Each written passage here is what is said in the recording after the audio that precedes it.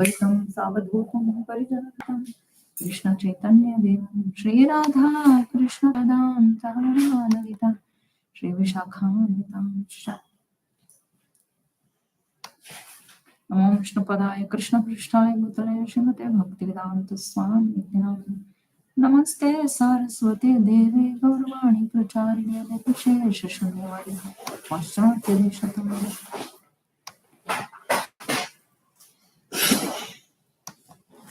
श्री कृष्ण चैतन्य प्रभु नित्यानंद श्री अद्वैत गदाधर श्रीवासादि हरे कृष्णा कृष्ण कृष्ण हरे हरे हरे राम राम राम हरे हरे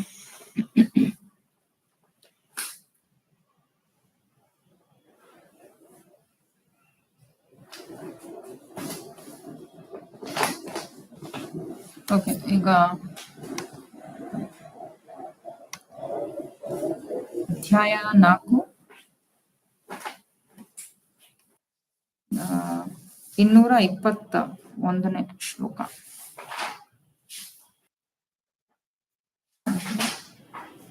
ಸೇ ಭಾವಿ ನಿಜ ವಂಚ ಕರಿಲ ಪುರಾಣ ಅವತಾರ ಈ ವಂಚ ಮೂಲ ಕಾರಣ.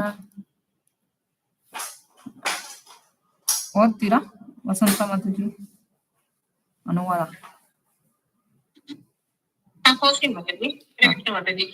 ಶ್ರೀಮತಿ ರಾಧಾರಾಣಿಯ ಮನೋಧರ್ಮದಲ್ಲಿ ಅವತರಿಸಿದ ಚೈತನ್ಯರು ತಮ್ಮ ಸ್ವಂತದ ಅಪೇಕ್ಷೆಗಳನ್ನು ಈಡೇರಿಸಿಕೊಂಡರು. ಈ ಅಪೇಕ್ಷಾ ಪೂರಣವೇ ಅವರು ಅವತರಿಸಿದುದಕ್ಕೆ ಪ್ರಮುಖ ಕಾರಣ. ಸೊ ಇದು 4ನೇ ಅಧ್ಯಾಯ ಸಂಪೂರ್ಣವಾಗಿ ಶ್ರೀ ಕೃಷ್ಣ ಚೈತನ್ಯ ಮಹಾಪ್ರಭುವಾಗಿ ಬಂದ ತನ್ನ ಅಂತರಂಗ ಕಾರಣಗಳ ಬಗ್ಗೆ ಮಾತಾಡ್ತಾ ಇದ್ದಾರೆ. ಬಹಿರಂಗ ಕಾರಣ ಅಂದ್ರೆ ಈ ಕಲಿಯುಗ ಧರ್ಮನ ಸ್ಥಾಪನೆ ಮಾಡೋದು, ಕಲಿಯುಗ ಅವತಾರ ಆಗಿ ಬಂದು ಅದೆಲ್ಲ ಬಾಹ್ಯ ಮತ್ತೆ ಗೌಣ ಅದೇ ಅಲ್ಲ ಪ್ರಮುಖ ಅಂದ್ರೆ ಈಗ ಅದರಲ್ಲೂ ಈ ಒಂದು ಶ್ರೀ ಕೃಷ್ಣನ ಮನೋಭಿಲಾಷೆ ಆಗಿತ್ತು ಏನು ಅಂದ್ರೆ ರಾಧಾರಾಣಿಯ ಪ್ರೇಮ ಭಕ್ತಿ ಭಾವದಲ್ಲಿ ಆ ಶ್ರೀ ಕೃಷ್ಣನ ಸೌಂದರ್ಯ ಮಾಧುರ್ಯಾದಿ ಸದ್ಗುಣಗಳನ್ನು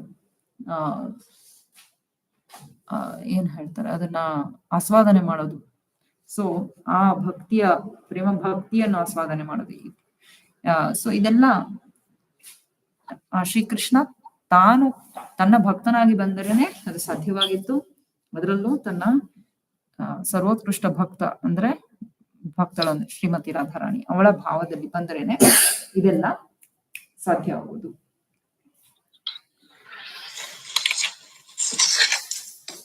ಮುಂದಿನ ಶ್ಲೋಕ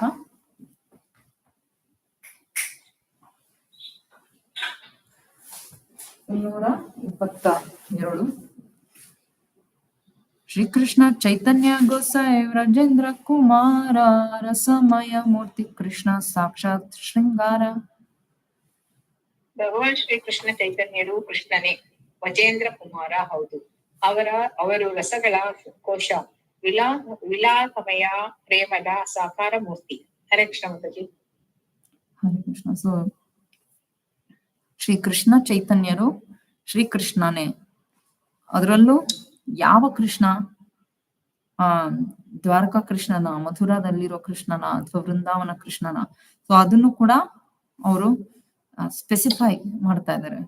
ಯಾಕಂದ್ರೆ ಅವರೆಲ್ಲರ ಭಾವಗಳು ಅಥವಾ ರಸ ಬೇರೆ ಇರುತ್ತೆ. ಸೊ ಹಾಗೆ ಈ ವೃಂದಾವನದಲ್ಲಿ ಅಂದ್ರೆ ವ್ರಜೇಂದ್ರ ಕುಮಾರ ಅಂದ್ರೆ ನಂದ ಮಹಾರಾಜನ ಮಗ ಆ ಶ್ರೀಕೃಷ್ಣನೇ ಶ್ರೀಕೃಷ್ಣ ಚೈತನ್ಯ ಆಗಿ ಬಂದಿದ್ದು. ಯಾಕಂದ್ರೆ ನಂದ ಮಹಾರಾಜನ ಮಗ ಶ್ರೀಕೃಷ್ಣ ವೃಂದಾವನದಲ್ಲಿ ರಾಧಾರಾಣಿ ಮತ್ತೆ ಗೋಪಿಯರ ಜೊತೆ ಶೃಂಗಾರ ಲೀಲೆಗಳನ್ನು ಮಾಡಿದಂತ ಆ ಕೃಷ್ಣ. ಆದ್ರೆ ವಾಸುದೇವ ಕೃಷ್ಣ ಅಂದ್ರೆ ದ್ವಾರಕೆಯಲ್ಲಿರೋ ಕೃಷ್ಣ ಅವನು ಯಾವತ್ತು ಆ ಲೀಲೆಗಳನ್ನ ಗೋಪಿಯರ ಲೀಲೆಗಳನ್ನ ಒಂದಿಗೆ ಲೀಲೆಗಳನ್ನ ಮಾಡಿಲ್ಲ. ಅವನು ಆ ವಾಸುದೇವ ಕೃಷ್ಣ ಭಗವದ್ಗೀತೆಯನ್ನು ಉಪದೇಶ ಮಾಡಿರ್ತಾನೆ. ಸೊ ಹಾಗಾಗಿ ಅವರೆಲ್ಲರೂ ಕೃಷ್ಣನೇ, ಆದ್ರೆ ಆದ್ರೂನು ಕೂಡ ಅವರಲ್ಲಿ ಆ ಭಾವದ ವಿಚಾರದಲ್ಲಿ, ರಸದ ವಿಚಾರದಲ್ಲಿ ಸ್ವಲ್ಪ ಅಂತರ ಇರುತ್ತೆ. ಆದ್ರಿಂದ ಈ ವ್ರಜೇಂದ್ರ ಕುಮಾರ ಶ್ರೀಕೃಷ್ಣನೇ ಆ ಮಹಾಪ್ರಭುವಾಗಿ ಬಂದಿದ್ದು. ಅವನು ಈ ಶೃಂಗಾರದ ಆ ಒಂದು ಪ್ರೇಮದಲ್ಲಿ ಸಾಕ್ಷಾತ್ ಮೂರ್ತಿ ಅಂತ ಹೇಳ್ತಾ ಇದ್ದಾರೆ. ಈಗ ನಾವು ಭಕ್ತಿ ರಸಾಮೃತ ಸಿಂಧುದಲ್ಲಿ ನೋಡ್ತೀವಿ, ಬೇರೆ ಬೇರೆ ವ್ಯಕ್ತಿತ್ವಗಳು ಭಗವಂತಂದು ಅದನ್ನ ಧೀರ ಲಲಿತ, ಧೀರೋದಾತ್ತ ಮುಂತಾದ ಬರುತ್ತೆ. ಸೊ ಕೃಷ್ಣನ ವೃಂದಾವನ ಕೃಷ್ಣ ಅದರಲ್ಲೂ ಅವನು ಧೀರ ಲಲಿತ ಅಂದ್ರೆ ಹೆಚ್ಚಾಗಿ ಶೃಂಗಾರ ಲೀಲೆಗಳನ್ನು ಗೋಪಿಯರೊಂದಿಗೆ ಮಾಡುವಂತ ಆ ಒಂದು ಅವನ ವ್ಯಕ್ತಿತ್ವ, ಅದನ್ನ ಧೀರ ಲಲಿತ ಅಂತ ಕರೀತಾರೆ. ಸೊ ಹಾಗಾಗಿ ಅದರಲ್ಲಿ ಅಂತರ ಇದೆ. ಅವನ ಬೇರೆ ಬೇರೆ ಅಂಶಗಳು ಈ ಬೇರೆ ಬೇರೆ ಲೀಲೆಗಳಲ್ಲಿ ವ್ಯಕ್ತಪಡಿಸ್ತಾನೆ. ಆದ್ರಿಂದ ಮುಂದಿನ ಶ್ಲೋಕ 223. ಸೇರಸ ಆಸ್ವಾದಿತೆ ಕೈಲ ಅವತಾರಾನುಸಂಗೆ ಕೈಲ ಸಬರ್ ಸೇರ ಪ್ರಚಾರ. ದಾಂಪತ್ಯ ರಸದ ರುಚಿಯನ್ನು ಆಸ್ವಾದಿಸಲು ಹಾಗೆಯೇ ಪ್ರಾಥಮಿಕವಾಗಿ ಎಲ್ಲ ರಸಗಳನ್ನು ಪ್ರಸಾರ ಮಾಡಲು ಭಗವಾನ್ ಚೈತನ್ಯರು ಅವತರಿಸಿದರು. ಹರೇ ಕೃಷ್ಣ ಮಾತಾಜಿ.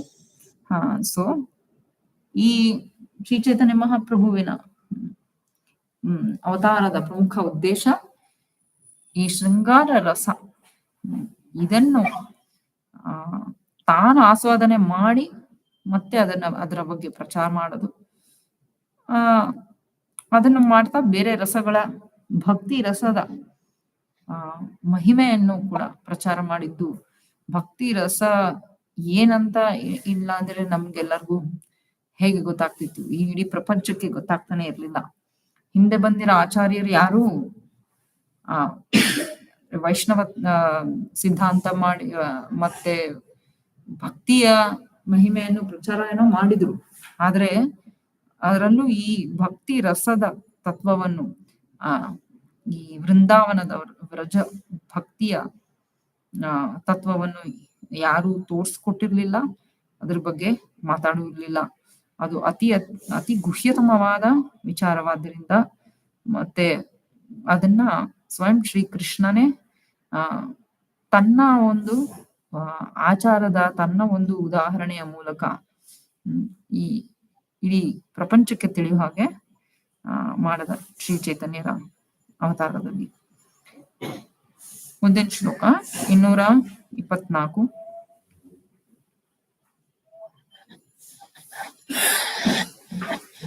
ಇದು ಜಯದೇವ ಗೋಸ್ವಾಮಿಯವರ ಗೀತ ಗೋವಿಂದ ಅದರ ಒಂದು ಶ್ಲೋಕ ಇದು.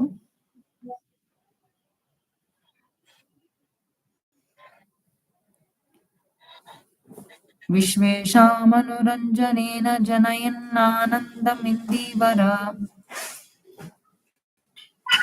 ಶ್ರೇಣಿಶ್ಯಾಮಲ ಕೋಮಲೈರುಪನಯನ್ನಂಗೈರನಂಗೋತ್ಸವಂ ಸ್ವಚ್ಛಂದಂ ವ್ರಜಸುಂದರೀಭಿರಭಿತ ಪ್ರತ್ಯಂಗಂ ಆಲಿಂಗಿತಃ ಶೃಂಗಾರ ಸಖಿ ಮೂರ್ತಿಮಾನ್. ನಿಮಿಷ ಮ್ಯೂಟ್ ಮಾಡ್ಕೊಂಡ್ಬಿಡಿ, ಪೂರ್ಣ ಮಾತಾಡಿ. ಶೃಂಗಾರ ಸಖಿ ಮೂರ್ತಿಮಾನ್ ಇವ ಮಧೌ ಮುಗ್ಧೋ ಹರಿ ಕ್ರೀಡತಿ. ಪ್ರಿಯ ಗೆಳತಿಯರೇ, ಕೃಷ್ಣನು ವಸಂತ ಋತುವನ್ನು ಅನುಭವಿಸಿ ಸುಖಿಸುತ್ತಿರುವ ಕಲಿಯನ್ನಾದರೂ ಹಾಗೆ ನೋಡಿ. ಗೋಪಿಯರು ಒಂದೊಂದು ಅಂಗವನ್ನು ಹಿಡಿದು ಅಲಂಕಿಸಿಕೊಳ್ಳುತ್ತಿರಲಾಗಿ ಕೃಷ್ಣನು ಶೃಂಗಾರ ಭರಿತ ಪ್ರೇಮದ ಸಾಕಾರ ಮೂರ್ತಿಯೇ ಆಗಿಬಿಟ್ಟಿದ್ದಾನೆ. ತನ್ನ ಲೋಕೋತ್ತರ ಲೀಲೆಗಳಿಂದ ಕೃಷ್ಣನು ಎಲ್ಲ ಗೋಪಿಯರಿಗೆ ಹಾಗೂ ಇಡೀ ಸೃಷ್ಟಿಗೆ ಜೀವ ತುಂಬುತ್ತಾನೆ. ನೀಲಿ ಬಣ್ಣದ ಕಮಲ ಪುಷ್ಪಗಳನ್ನು ಹೋಲುವ ನೀಲಗಪ್ಪು ಬಣ್ಣದ ಅವನ ಮೃದು ಬಾಹು ಹಾಗೂ ಕಾಲುಗಳಿಂದ ಅವನು ಮನ್ಮಥನಿಗೆ ಒಂದು ಉತ್ಸವವನ್ನೇ ಏರ್ಪಡಿಸಿ ಬಿಟ್ಟಿದ್ದಾನೆ. ಹರೇ ಕೃಷ್ಣ. ಭಾವಾರ್ಥ ಮೇಲಿನ ಶ್ಲೋಕಗಳನ್ನು ಗೀತ ಗೋವಿಂದನಿಂದ 1.11 ಆಯ್ದುಕೊಳ್ಳಲಾಗಿದೆ. ಹರೇ ಕೃಷ್ಣ ಮಾತಾಜಿ. ಹರೇ ಕೃಷ್ಣ. ಸೊ ಶ್ರೀಕೃಷ್ಣನ ಒಂದು ಸೌಂದರ್ಯ ಹೇಗಿದೆ ಅನ್ನೋದನ್ನ ನಾವು ಎಷ್ಟು ಕಡೆ ಇದರ ವಿವರಣೆ ನೋಡ್ತೀವಿ. ಸೊ ಇದರಲ್ಲಿ ಕೂಡ ಗೋಪಿಯರು ಶ್ರೀಕೃಷ್ಣನ ಅದ್ಭುತ ಮಾಧುರ್ಯ ಮತ್ತೆ ಸೌಂದರ್ಯವನ್ನ ವರ್ಣಿಸ್ತಾರೆ. ಹೇಗೆ ವೃಂದಾವನದಲ್ಲಿ 4 ಋತುಗಳು ಎಲ್ಲ ಮಾಸಗಳಲ್ಲೂ ಎಲ್ಲ ಆನಂದ ವರ್ಧಿಸ್ತಾನೆ ಇರುತ್ತಂತೆ. ಇಲ್ಲಿ ತರ ನಮ್ಗೆ ಈ ಬೇಸಿಗೆ ಕಾಲ ಬಂದ್ರೆ ತಡ್ಕೊಳಕ್ಕಾಗದಷ್ಟು ಬಿಸಿ ಶಾಖ, ಮತ್ತೆ ಮಳೆಗಾಲ ಬಂದ್ರೆ ಅದು ಇನ್ನೊಂಥರ ಕಷ್ಟ. ಆ ತರ ಒಂದು ಇಲ್ಲ. ಯಾಕಂದ್ರೆ ಎಲ್ಲಾ ಋತುಗಳು, ಎಲ್ಲಾ ಮಾಸಗಳು ವೃಂದಾವನದಲ್ಲಿರೋ ಪ್ರತಿಯೊಂದು ಜೀವಿತ ಮತ್ತೆ ನಿರ್ಜೀವ ಯಾವುದೂ ಇಲ್ಲವೇ ಇಲ್ಲ. ಎಲ್ಲವುದು ಚೇತನ ವಸ್ತುಗಳೇ ಅಲ್ಲಿ. ಸೊ ಎಲ್ಲವುದು ಶ್ರೀಕೃಷ್ಣನ ಸೇವೆಗಾಗಿ, ಅವನ ಆನಂದವನ್ನು ವರ್ಧಿಸೋದಕ್ಕಾಗಿನೇ ಅಲ್ಲಿ ಬಂದಿರ್ತಾರೆ. ಸೊ ಹಾಗಾಗಿ ಅವನು ಈ ವಸಂತ ಋತುವಿನಲ್ಲೂ ಕೂಡ ಹೇಗೆ ಆನಂದವನ್ನ ಅನುಭವಿಸ್ತಾ ಇದ್ದಾನೆ ಅಂತ ಹೇಳ್ತಾರೆ. ಅವನು ಶೃಂಗಾರ ರಸದ ಆ ಪ್ರೇಮದ ಮೂರ್ತಿಯಾಗೆ ಕಾಣಿಸ್ತಾನೆ. ಮತ್ತೆ ಅವನ ಎಲ್ಲ ಇಂತಹ ಲೀಲೆಗಳು ಗೋಪಿಯರಿಗಷ್ಟೇ ಅಲ್ಲ, ಇಡೀ ಸೃಷ್ಟಿಗೆ ಚೈತನ್ಯವನ್ನು ನೀಡುತ್ತೆ. ಅವನ ನೀಲ ಮೇಘ ಶ್ಯಾಮದ ವರ್ಣದ ಅವನ ಅಂಗಾಂಗಗಳು ನೀಲಿ ಬಣ್ಣದ ಕಮಲವನ್ನು ಹೋಲುತ್ತೆ. ಕಮಲದಂತೆ ಅದು ಮೃದುವಾಗಿರುತ್ತೆ, ಕಮಲದಂತೆ ಸುಗಂಧ ಭರಿತವಾಗಿರುತ್ತೆ, ಕಮಲದಂತೆ ಅದ್ಭುತ ಸೌಂದರ್ಯನೂ ಇರುತ್ತೆ. ಸೊ ಹೀಗೆ ಕಮಲವನ್ನೇನೋ ಹೋಲಿಸ್ತಾರೆ. ಆದರೆ ಆ ಕಮಲದಕ್ಕಿನ್ನ ಎಷ್ಟೋ ಕೋಟಿ ಹೆಚ್ಚು ಅವನು ಸೌಂದರ್ಯವಾಗಿರ್ತಾನೆ. ಆದ್ರೆ ನಮಗೆ ಈ ಜಗತ್ತಿನಲ್ಲಿ ಒಂದು ಅದಕ್ಕೆ ಒಂದು ಸಾಮ್ಯ, ಅದೊಂಚೂರು ಕಂಪೇರ್ ಮಾಡೋದಕ್ಕೆ ಏನಾದ್ರು ಬೇಕಲ್ಲ. ಸೊ ಆ ರೀತಿ ಆ ಆಧ್ಯಾತ್ಮಿಕ ಲೋಕದ ಕಮಲ ಕೂಡ ಅದ್ಭುತವಾಗಿ ಸೌಂದರ್ಯವಾಗಿ ಇದ್ದೇ ಇರುತ್ತೆ ಇಲ್ಲಿಗಿನ್ನ. ಹಾಗಾಗಿ ಅವನ ಈ ಒಂದು ಅದ್ಭುತ ಸೌಂದರ್ಯ ಆ ಮದನನಿಗೆ ಒಂದು ಹಬ್ಬದಂತೆ ಇತ್ತು ಅಂತ ಹೇಳ್ತಾರೆ. ಅದಕ್ಕೆ ಅವನನ್ನ ಎಷ್ಟು ಮದನ ಮೋಹನ ಅಂತ ಕರೀತಾರೆ. ಎಲ್ಲರನ್ನು ಮೋಹಿಸುವಂತ ಆ ಮದನನನ್ನೇ ಮೋಹಿಸ್ತಾನೆ ಅಂತ ಅದ್ಭುತ ಸೌಂದರ್ಯ. ಈಗ ಕೃಷ್ಣನ 64 ಗುಣಗಳು, ಅವನ ಆಧ್ಯಾತ್ಮಿಕ ಗುಣಗಳು, ಅದರಲ್ಲಿ ಅಂದ್ರೆ ಅವನಲ್ಲಿರೋ ಅನಂತ ಸದ್ಗುಣಗಳಿವೆ. ಅದರಲ್ಲಿ ತುಂಬಾ ಪ್ರಮುಖವಾದದನ್ನ 64 ವಿಂಗಡಿಸಿದ್ದಾರೆ. ಅದರಲ್ಲಿ ಸರ್ವೋತ್ಕೃಷ್ಟವಾದದ್ದು ಮೊದಲನೆಯದಂದ್ರೆ ಅವನ ಸೌಂದರ್ಯ ಅಂತಾನೆ ರೂಪ ಗೋಸ್ವಾಮಿಗಳು ವರ್ಣಿಸ್ತಾರೆ. ಸೊ ಹಾಗಾಗಿ ಶ್ರೀಕೃಷ್ಣನ ಸೌಂದರ್ಯ, ಯಾರು ಅವನನ್ನ ನೋಡಿದ್ರು, ಯಾರು ಶ್ರೀಕೃಷ್ಣನ ದರ್ಶನ ಮಾಡ್ಕೊಂಡ್ರು ಮೊದಲು ಹೊರಗೆ ಅದ್ಭುತವಾಗಿ ಆಶ್ಚರ್ಯಚಕಿತರಾಗೋದು ಅಂದ್ರೆ ಅವನ ಸೌಂದರ್ಯ ನೋಡಿ ಅಂತ. ಸೊ ಮುಂದಿನ ಶ್ಲೋಕ 225. ಶ್ರೀಕೃಷ್ಣ ಚೈತನ್ಯ ಗೋಸೈರ ಸೇರ ಸದನ ಅಶೇಷ ವಿಶೇಷ ಕೈಲ ರಸ ಆಸ್ವಾದನ.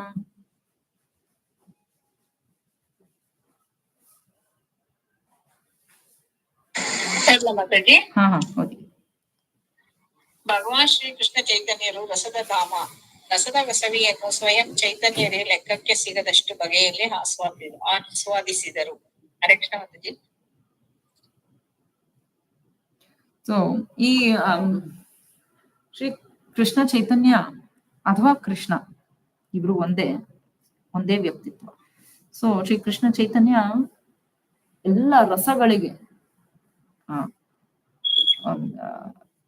ಅಂದ್ರೆ ಮನೆ ಆಗರ. ಸೊ ಈ ಮಾತು ವೇದಗಳಲ್ಲೂ ಬರುತ್ತೆ. ರಸೋ ವೈ ಸಹ. ಸಹ ಅಂದ್ರೆ ಅವನು ಯಾರು? ಆ ಪರಮ ಪುರುಷೋತ್ತಮ.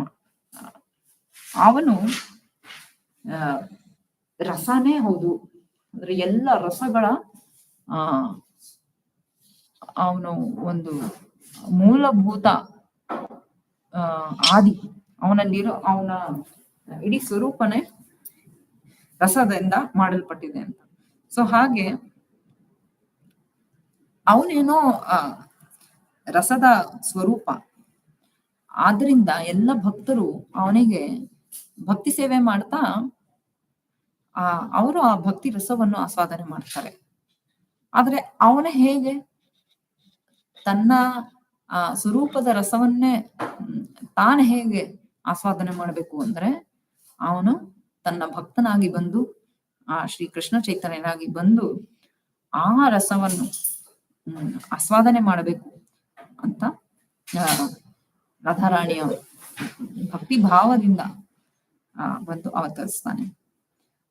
ಸೊ ಹಾಗಾಗಿ ರಾಧಾರಾಣಿಯ ಒಂದು ಭಕ್ತಿಯ ಭಾವ ಹೇಗೆ ಅನಂತವೋ ಅಂಥ ಒಂದು ಭಕ್ತಿ ಭಾವದಿಂದ ಅನಂತ ರೀತಿಗಳಲ್ಲಿ ಶ್ರೀ ಕೃಷ್ಣನ ಆ ಒಂದು ರಸದ ವೈಖರಿಯನ್ನ ಶ್ರೀ ಚೈತನ್ಯ ಮಹಾಪ್ರಭು ಅವರು ಸವಿತಾರೆ. ಮುಂದಿನ ಶ್ಲೋಕ 226. ಸೇದ್ವಾರೆ ಪ್ರವರ್ತೈಲ ಕಲಿಯುಗ ಧರ್ಮ ಚೈತನ್ಯರ ದಾಸೆ ಜಾನೆ ಈ ಸಭ ಮರ್ಮ. ಈ ಪರಿಯಲ್ಲಿ ಚೈತನ್ಯರು ಕಲಿಯುಗಕ್ಕೆ ಸೂಕ್ತವಾದ ಧರ್ಮವನ್ನು ಸ್ಥಾಪಿಸಿದರು. ಈ ಎಲ್ಲಾ ನೈಜ ಸಂಗತಿಗಳನ್ನು ಭಗವಾನ್ ಚೈತನ್ಯರ ಶಿಷ್ಯರು ಬಲ್ಲರು. ಹರೇ ಕೃಷ್ಣ ಮಾತಾಜಿ. ಭಾವಾರ್ಥ ಇದೆ. ಭಾವಾರ್ಥ. ಭಗವಾನ್ ಚೈತನ್ಯರು ಗೋಪಿಯರ ಪ್ರೇಮದ ಪರಮ ಭೋಕ್ತೃವಾದ ಸ್ವಯಂ ಕೃಷ್ಣನೇ. ಲೋಕಾತೀತ ರಸಗಳಿಗೆ ಆಶಯ ಸ್ಥಾನವಾಗಿ ಅದರ ಸುಖವನ್ನು ಸವಿಯಲು ಸ್ವಯಂ ಚೈತನ್ಯರೇ ಗೋಪಿಯರ ಪಾತ್ರವನ್ನು ವಹಿಸುತ್ತಾರೆ. ಅವರು ಗೋಪಿಯರ ರೂಪದಲ್ಲೇ ಆವಿರ್ಭವಿಸಿದರಾದರೂ ಏಕಕಾಲಕ್ಕೆ ಕಲಿಯುಗಕ್ಕೆ ಸೂಕ್ತವಾದ ಧರ್ಮ ಪ್ರಕ್ರಿಯೆಯನ್ನು ಬಹು ಚಿತ್ತಾಕರ್ಷಕ ರೀತಿಯಲ್ಲಿ ಪ್ರಸಾರ ಮಾಡಿದರು. ಭಗವಾನ್ ಚೈತನ್ಯರ ಅಂತರಂಗದ ಭಕ್ತರು ಮಾತ್ರ ಈ ಲೋಕೋತ್ತರ ರಹಸ್ಯವನ್ನು ಅರ್ಥ ಮಾಡಿಕೊಳ್ಳಬಲ್ಲರು. ಹರೇ ಕೃಷ್ಣ ಮಾತಾಜಿ. ಸೊ ಶ್ರೀ ಚೈತನ್ಯ ಮಹಾಪ್ರಭು ಕಲಿಯುಗದ ಧರ್ಮವನ್ನು ಸ್ಥಾಪನೆ ಮಾಡೋದಕ್ಕೇನೋ ಬಂದ್ರು. ಅಂದ್ರೆ ಹರಿನಾಮ ಸಂಕೀರ್ತನವನ್ನು ಬಹುವಿಧವಾಗಿ ಅವರು ಸ್ಥಾಪನೆಯನ್ನು ಮಾಡಿದ್ರು. ಆದ್ರೂ ಕೂಡ ಅದರ ಮೂಲಕನೇ ಅದೇ ಶ್ರೀ ಕೃಷ್ಣ ಆ ಗೋಪಿಯರ ಪ್ರೇಮದ ಭಾವವನ್ನು ತಾನೇ ಸ್ವೀಕಾರ ಮಾಡಿ ಚೈತನ್ಯ ಮಹಾಪ್ರಭುವಾಗಿ ಆ ಭಕ್ತಿ ರಸದ ಬೇರೆ ಬೇರೆ ಬೇರೆ ಆಳವನ್ನು ಬೇರೆ ಬೇರೆ ವಿಧದಲ್ಲಿ ಅವನು ಆಸ್ವಾದನೆ ಮಾಡಿ ಅದರ ಜೊತೆಗೆ ಈ ಹರಿನಾಮ ಸಂಕೀರ್ತನವಾದ ಪ್ರಚಾರವನ್ನು ಮಾಡ್ತಾ ಬಂದರು. ಸೊ ಇದನ್ನ ಅರ್ಥಕೊಂಡಿದ್ದು ಇದು ನಿಜವಾಗ್ಲೂ ಗುಹ್ಯತಮವಾದ ವಿಚಾರ. ಸೊ ಹಾಗಾಗಿ ಎಲ್ಲರಿಗೂ ಇದು ಅರ್ಥನೂ ಆಗಲ್ಲ. ಹಬ್ಬಬ್ಬ ಅಂದ್ರೆ ಅರ್ಥ ಏನ್ ಮಾಡ್ಕೋಬಹುದು? ಕಲಿಯುಗದ ಧರ್ಮವನ್ನು ಪ್ರಚಾರ ಮಾಡ್ತಾ ಇದ್ದಾರೆ, ಹರಿನಾಮ ಸಂಕೀರ್ತನವನ್ನು ಅಂತ ತಿಳಿದವರು ಅರ್ಥ ಮಾಡ್ಕೊಂಡಿದ್ರು. ಆದ್ರೆ ಅದು ಬರೀ ಅಂತಿಂಥ ಹರಿನಾಮ ಸಂಕೀರ್ತನೆ ಅಲ್ಲ, ಅದು ಪ್ರೇಮ ನಾಮ ಸಂಕೀರ್ತನೆ. ಈ ನಾಮ ಸಂಕೀರ್ತನೆಯ ಜೊತೆಯಲ್ಲಿ ಚೈತನ್ಯರು ಆ ಶ್ರೀ ಕೃಷ್ಣನ ಸೌಂದರ್ಯ ಮಾಧುರ್ಯಾದಿ ಅದ್ಭುತ ಸದ್ಗುಣಗಳನ್ನು ರಾಧಾರಾಣಿಯ ಪ್ರೇಮ ಭಕ್ತಿಯ ಭಾವದ ಮೂಲಕ ಆಸ್ವಾದನೆ ಮಾಡಿದರು. ಈ ಒಂದು ಖುಷ್ಯತಮವಾದ ವಿಚಾರ ಆ ಚೈತನ್ಯ ಮಹಾಪ್ರಭುಗಳ ಆತ್ಮೀಯ ಅಂತರಂಗ ಭಕ್ತರಿಗೆ ಮಾತ್ರ ತಿಳಿದಿತ್ತು. ಅವರಲ್ಲೂ ಕೂಡ ಅವರ ಎಲ್ಲರೂ ಒಂದೇ ಸಮಯ ಎಲ್ಲೂ ಇರಲ್ಲ. ಕೆಲವರೆಲ್ಲ ತುಂಬಾ ಕ್ಲೋಸ್ ಸರ್ಕಲ್ಸ್ ಅಂತ ಹೇಳ್ತಾರೆ, ತುಂಬಾ ಆತ್ಮೀಯರಿರ್ತಾರೆ. ಅವ್ರಿಗಿನ್ನ ಇನ್ನೊಂದ್ ಸ್ವಲ್ಪ ಮುಂದಿನ ಸ್ವಲ್ಪ ಹೊರಗಿನವರು, ಮತ್ತೆ ಇನ್ನೊಂದು ಸ್ವಲ್ಪ ಹೊರಗಿನವರು, ಆ ತರ. ಸೊ ಅವರ ಅತ್ಯಂತ ಆತ್ಮೀಯರಿಗೆ ಮಾತ್ರ ಅದು ಅರ್ಥ ಆಗ್ತಾ ಇತ್ತು. ಮುಂದಿನ ಶ್ಲೋಕ 227, 228. ಅದ್ವೈತ ಆಚಾರ್ಯ ನಿತ್ಯಾನಂದ ಶ್ರೀನಿವಾಸ ಗದಾಧರ ದಾಮೋದರ ಮುರಾರಿ ಹರಿದಾಸ ಆರಾಯತ ಚೈತನ್ಯ ಕೃಷ್ಣೇರ ಭಕ್ತ ಗಣ ಭಕ್ತಿ ಭಾವೇ ಶಿರೇ ಧರಿ ಸಬಾರ ಚರಣ.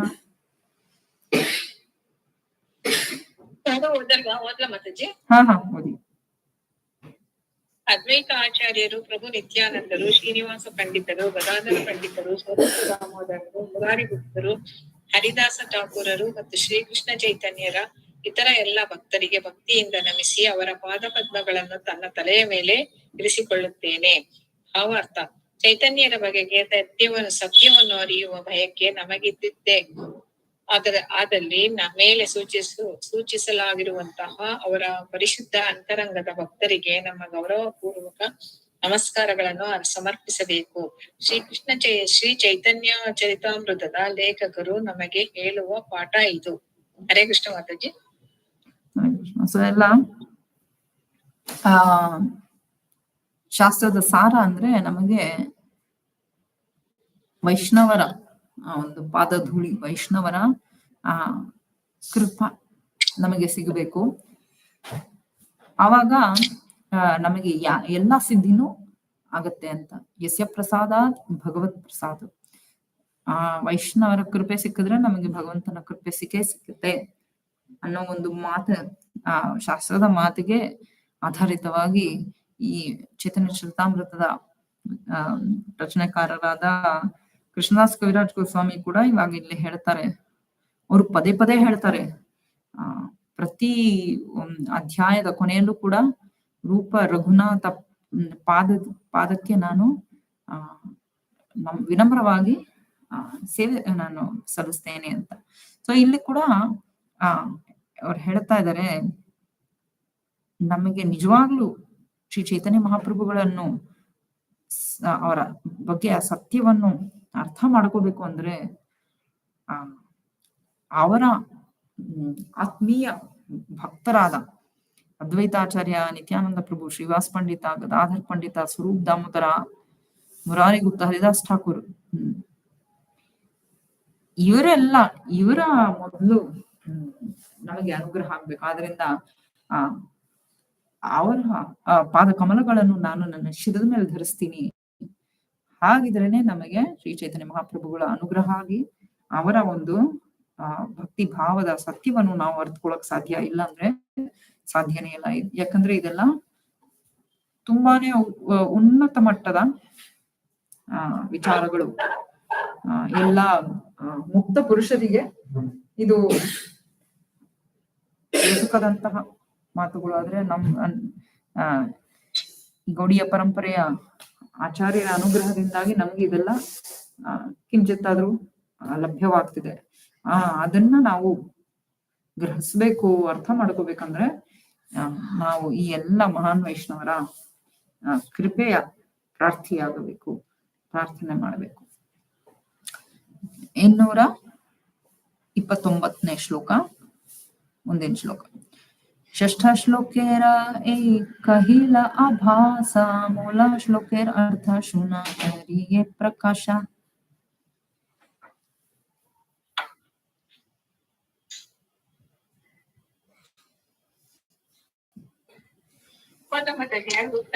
ಹಾ ಓದಿ.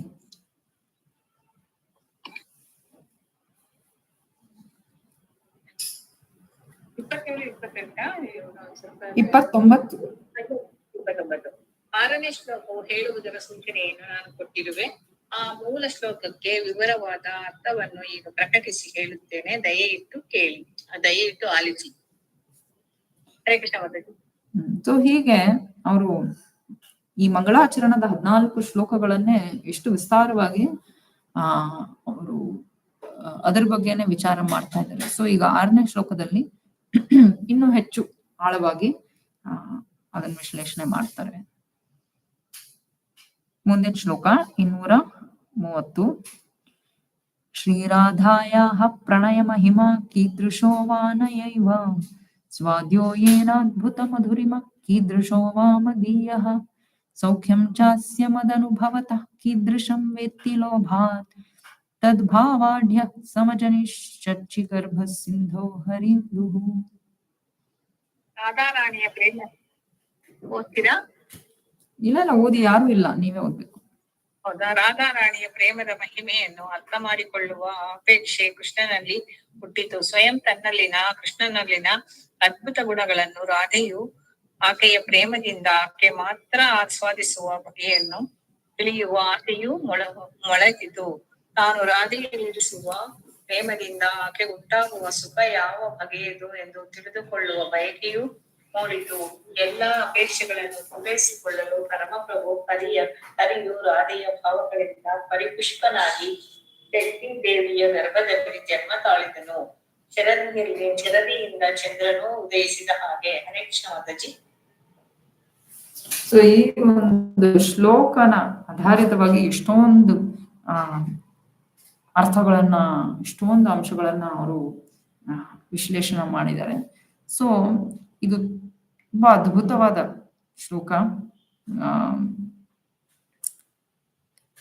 ರಾಧಾರಾಣಿಯ ಪ್ರೇಮದ ಮಹಿಮೆ ಎಂಥದ್ದು ಅಂದ್ರೆ ಅದನ್ನ ಅರ್ಥ ಮಾಡ್ಕೊಳ್ಳೋಕೆ ಆ ಶ್ರೀಕೃಷ್ಣನಿಂದನೂ ಸಾಧ್ಯವಾಗದೆ ಅವನ್ನೇ ಆಶ್ಚರ್ಯಚಕಿತನಾಗ್ತಾನೆ. ಈ ರಾಧಾರಾಣಿಯ ಪ್ರೇಮ ಎಂಥದ್ದು ಅಂದ್ರೆ ಆ ಪ್ರೇಮದ ಕನ್ನಡಿಯಿಂದ ಅವಳು ನನ್ನನ್ನು ನೋಡೋದ್ರಿಂದನೇ ಅವಳಿಗೆ ನನ್ನ ಎಲ್ಲ ಈ ಅದ್ಭುತ ಅನಂತ ಸದ್ಗುಣಗಳು ಅವಳು ಅದನ್ನ ಆಸ್ವಾದನೆ ಮಾಡೋ ಹಂಗೆ ಇನ್ಯಾರೂ ಮಾಡಲ್ಲ. ಎಲ್ಲರೂ ಅವಳ ಜೊತೆ ಬೇರೆ ಎಲ್ಲ ಭಕ್ತರು, ಗೋಪಿಯರು ಎಲ್ಲರೂ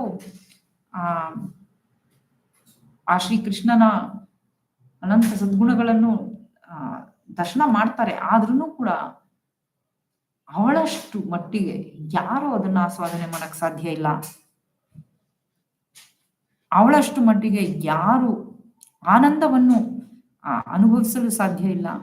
ಯಾಕೆ ಅಂದ್ರೆ ಅವಳಷ್ಟು ಯಾರು ಆ ಶ್ರೀಕೃಷ್ಣನ ಮಾಧುರ್ಯವನ್ನು ಸವಿಯಲು ಸಾಧ್ಯ ಇಲ್ಲ, ಅದನ್ನ ಅನುಭವಿಸಲು ಸಾಧ್ಯ ಇಲ್ಲ. ಮತ್ತೆ ಆದ್ರಿಂದಾನೇ ಶ್ರೀಹರಿ ಅವಳ ಒಂದು ಭಕ್ತಿ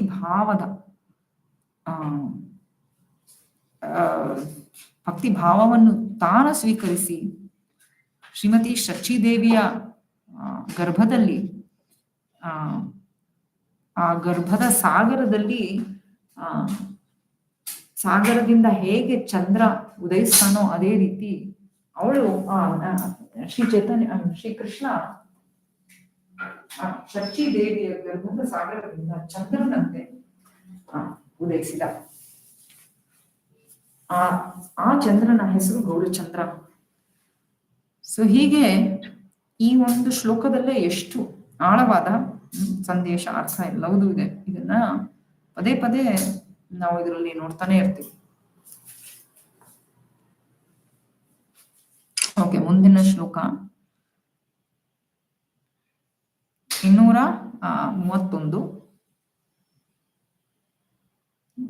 What man, because of you, idiot you are.